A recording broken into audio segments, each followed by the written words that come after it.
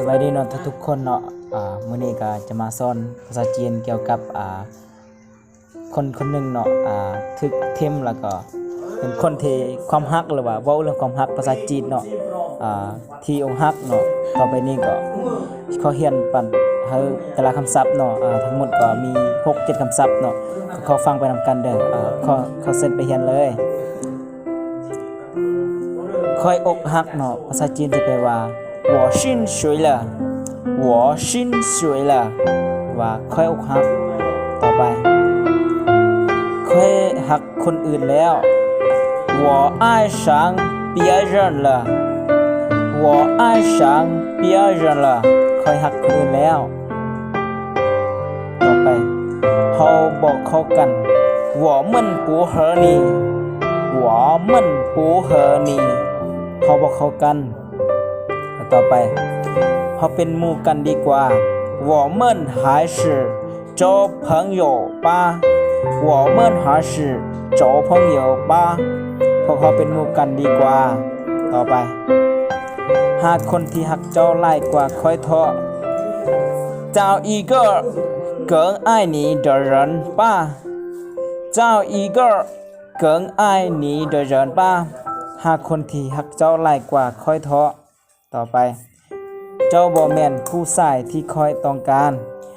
你不是我想要的男人你不是我想要的男人ต่อไปบ่ต้องโทรหาค่อยอีก别再跟我打电话了别再跟我爸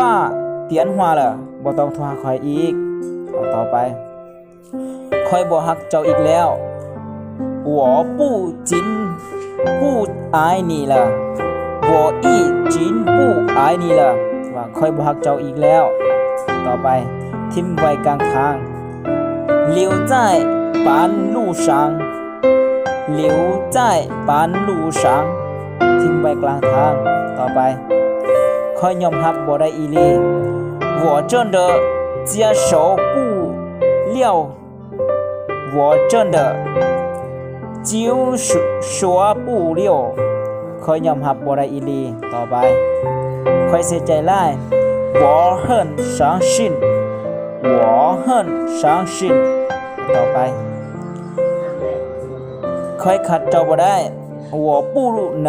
失去你我不能失去你ค่อยขัดเจ้าบ่ได้ต่อไป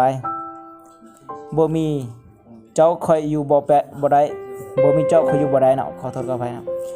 我有你我话不下去没有你我话不下去ต่อไปฮอตนี้ก็จบเนาะ